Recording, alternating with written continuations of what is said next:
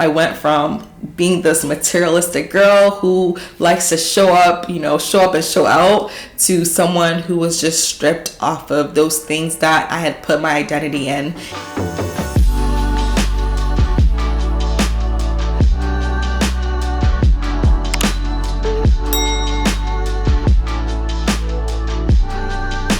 Hey loves, welcome back to my channel. It is Michelle here. If you are new here, hey, welcome. Go ahead, hit that subscribe button and join this family here. I am so excited for you to join me on the second episode of BTT, where Bible meets practical living. I want to say a big thank you to every single one of you who has liked my videos, who's commented, encouraged me to keep going. I appreciate you guys so much. I'm learning from you guys with the comments you guys share. You guys are always so encouraging, and I always want to be teachable, so I appreciate the suggestions and everything you guys leave in the comments below. So I'm excited to talk about today's topic, which is on mindset transformation. All right, mindset transformation. Transformation basically means just going from one state to another.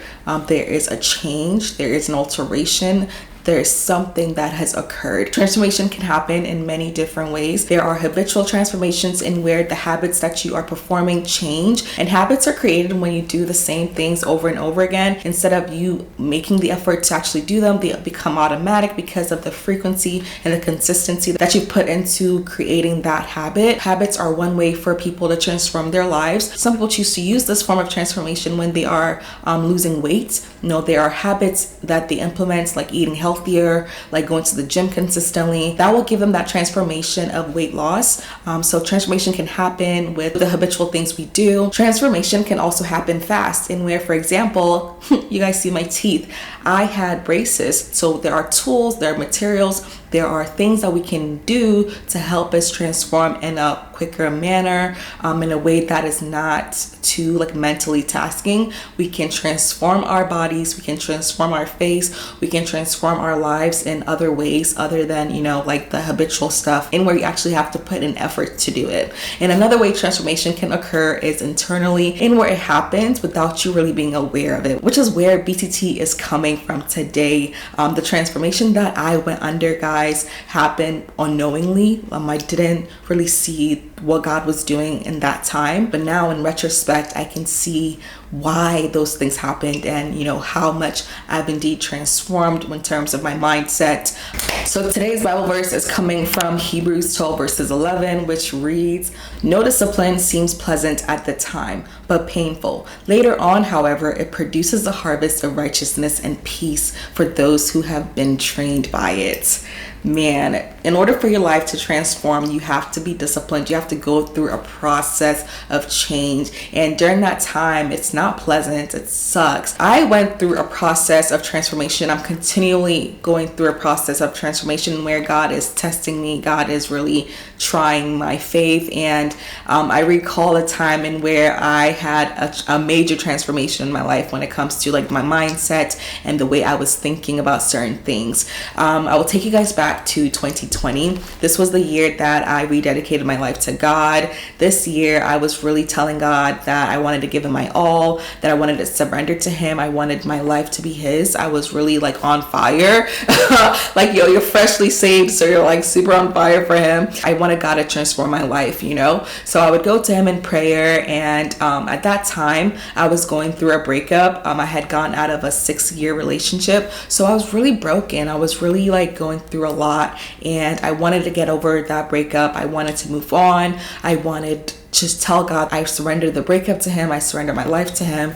And one day I was praying, and when I was praying, I opened my eyes and I looked over to my closet, and I saw my luxury bag, my first ever designer bag that I owned, my Louis Speedy 30, my little Speedy 30. I looked over and I looked at it, and the thought came into my mind that said, "If you mean what you're saying, sell me this bag and give me the money."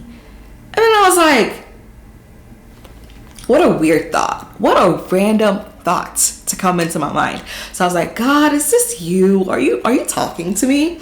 So I kept praying, and that same thought came back. And then, you know, of course, I've been reading my Bible at this time, so I know about the story of Abraham and Isaac, and where God was testing him when God asked him to sacrifice something he loved. And trust me, y'all, God knows his daughter. I am a girl who likes the finer things in life. Who doesn't?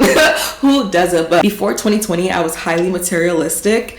I wanted the designer stuff. I wanted the Fendi, the Chanel, the YSL, the Gucci. Like, I wanted that. And that's the crazy thing is, back then, like, the nursing salary I was making, I couldn't really afford it. I could not really afford to splurge on such things, but I would do it anyways because, you know, I wanted to appear or to seem as though that I got it like that. And where back then, like, I really had to work for my money. But God knew that I really enjoyed designer things. Like, I was really materialistic in my thinking, so he wanted to test me, and where that random thought came into my mind. Mind you guys, that gift that God was telling me to sell was actually a gift from my ex. He had bought it for me for my birthday one of those years, and you know, it was really like a little sentimental at the same time, but also, not just because he gave it to me, but because it was also like my first ever designer item. And God knew his daughter was a soft girl, like she liked the soft life. So yeah, me, my little Louis. But yeah, so when he told me to sell the bag, I was like, oh my God, this cannot be God. Like, what? So actually, before I sold the bag, I had reached out to my ex and I was like, hey, do you want this bag back? And he was like, no, what am I about to do with this? So I was like, okay, you don't want it. Let me just go ahead and listen to God and sell the purse. So I put the purse on Poshmark. That's where I sold a lot of my things. I put it on Poshmark and it sold so quick. And I followed his instructions. After it was sold, I got the money, and I'm like, God, so you want me to sell this bag? Not even to keep the money, or you want me to sell this? You want me to give the money away? So I sold the bag, got the money, and I gave the money away. I didn't keep it. You know, in that process, I was like, okay, God, I'm gonna do this for you. I'm hoping that you allow me to ease my way out of this breakup. So after I sold the purse, you know, I didn't see immediate like results as far as feeling better with the breakup. I was like, I'm still hurting, like I'm still going through it. Like, God, you told me to sell this purse. Like, why am I not feeling better already? That came later though. I was expecting like an immediate like response. You know, you do this happens, but with God, you can't tell. But anyways, I listened to what he told me to do and I did it. Then a couple months later, my birthday was coming around and I was praying, and literally I felt like God was telling me to sell another designer item. This time around, it was my YSL Cassandras. Y'all, those shoes were my pride and joy. I had recently bought those shoes. I wore them like literally once or twice, and as I was praying, that same thought was like, Michelle, I want you to sell me your YSL Cassandras. And I'm like these are thoughts that I personally would never have thought about. Like, I know myself. I wouldn't want to sell something that I liked so much. But when the thought came, I was like, this feeling resembles the first experience that I had when he told me to sell the first purse. So I was like, okay, God, I hear you. You want me to sell my Cassandras? Even though I love my Cassandras, you want me to sell them. I hear you. So I posted the Cassandras on Poshmark again. And I was actually really sad about this one because I had bought this one with my own money. This was not a gift. This was something that I worked hard and bought. And he's like telling me to sell it. So I put it on Poshmark. And a couple days went by and nobody was buying it. So I was like, God, you told me to sell these shoes. Nobody's buying it. Can I just have my shoes back? Yeah, I was like, you told me to sell these shoes and like there's nobody interested in them on Poshmark. And at that point I was a little frustrated, so I didn't check my Poshmark for a couple of days. And then when I got back on there, I saw that somebody had sent me a request to buy those shoes. And I was like, darn. Darn. So I then sold those shoes to the person. I can show you guys my Poshmark here. So let me show you guys my profile on there. So there we go, the YSL and then the Speedy. So a couple months later, I was praying and I was just talking to God and I was just requesting so many things. I'm like this, that. And then at that point, I had understood the mindset around sacrificing to God, giving something to God that cost you, giving something to God that you love. And I really wanted him to do something for me really bad. As I was praying at that time, I thought, I'm like, Michelle, you are really asking God to do all these things for you. Like, how, like, what can you do to like really prompt him to move on your behalf? And just from the teachings that I've received from my church and like other ministries that I was listening to, I understood that there was power in giving. So I was like, okay, I have my Gucci Marmont, a purse that I love so much. My Gucci Marmont, I would literally wear this purse everywhere, and you can't even find the suede kind in stores anymore because they don't make it anymore. But it's a little heartbreaking. But my Gucci Marmont, and I thought about selling that bag and donating the money to charity. I was like, God, this is a covenant that I'm making with you about the things that we're talking about, and I want to sacrifice this and just give it to you. So the first 2 times I sold those designer items, it was more so God prompting me to do it. But this time around, it was my idea. I had understood the power in sacrificing. So I was like, okay, I'm going to sell my Gucci Marmont, and I did it, and it sold on Poshmark once again. And this is it right up here. And yeah, I literally almost every designer item that I had at that point was gone. I went from being this materialistic girl who likes to show up and show out, to someone who was just stripped off of those things that I had put my identity in. I just find it so interesting how God was able to transform my mindset.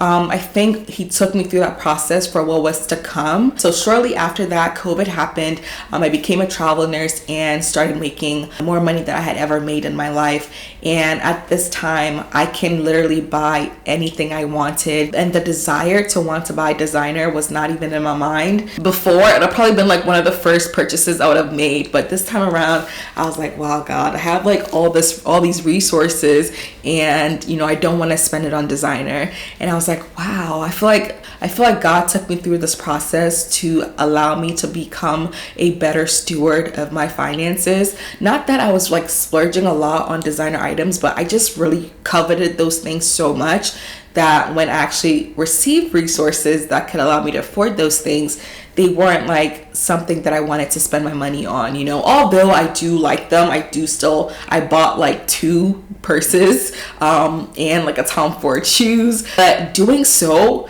didn't hurt because, by the grace of God, the resources there. And I just felt so much better buying them. And then this time around, if he tells me to sell them again, they're going to be gone like that. Because I don't have that attachment to them anymore. And that is how God truly transformed my mindset concerning material things. Like, I don't know why it had such a strong hold on me. I think it stems from like the idea of like wanting to appear a certain way in front of certain people. And I just thank God for allowing my mindset to change, and just the transformation that he took me through. Giving those things up was not easy. That process was not easy at all. I felt like it just really broke. Like he transformed my mindset in a way that I didn't even know it was happening. Now in retrospect, like I can see that it was all a part of his process, all a part of his plan to really get my mind to shift and to get me to the place where I am today. God is the best person in transforming you. Everyone that has rededicated their life to God, like they become a new person, they become a different person, and where the way you interact with people are different, the way you interact with yourself is different, the way you see the world is different. So there's that internal transformation that occurs when you are really just pursuing God. Really is a beautiful journey, although it sucks at one point in where you feel like you're getting crushed. Like you just feel like you're sacrificing so much for him. You're like, it's like he's literally stripping you of yourself. It's not pleasant, but as long as you're submitted and you're willing and you allow the transformation to occur, man, the reward that comes after that is amazing. Never would I have imagined being in 2023, just doing the things I'm doing and just having the clarity and the mindset that I have right now. It was just such a process that he took me through, which he's still taking me through. I am not perfect by any means. So it's a journey that I'm looking forward to walking with him on. But before I end this video, I want to leave you guys with 3 major ways to transform your life as well. Number 1, believe that change will come. Believe that you doing certain things, you being habitual in your acts, you being intentional in what you're doing, believing, it really stems down into believing that you're capable, believing that you're capable of the change that's to come will truly transform your life. So number 1, believe that you will change. Believe that your mindset can change. You're not a rock, okay? You're clay. God is able to mold you and just transform you and just make you into who he wants you to be. So believe that you are capable of changing. The second thing I would say is to be courageous. Sacrifice is never easy. Transformation is never easy. It will take courage to actually do the act. It takes courage for people who are trying to, eat healthier, trying to work out, trying to just become better versions of themselves. It takes courage to actually want to do those things. So you need courage, and of course pray for courage to actually implement the things that you are believing for. And the third thing I would say is to have patience. Oh my God, I struggle with this all the time. God is still working with me with patience, but patience honestly will yield results. Like back then, I didn't see what God was doing, when he was telling me to do those things, thinking that because I did this act, I should see results immediately. I didn't see the results immediately, but like I said, in retrospect, the process was worth it. So having patience with God, having patience with yourself will cause you to endure the transformation well. But yes, guys, I wanted to leave y'all with those 3 tips. Thank you guys so much for watching this video. If y'all have any other suggestions for BTT, please go ahead and leave it in the comments below. I am losing the sun, so I'm gonna go. I am losing the sun, so I'm gonna go. But thank you guys so much for watching, and I'll talk to you guys in the next episode. Bye.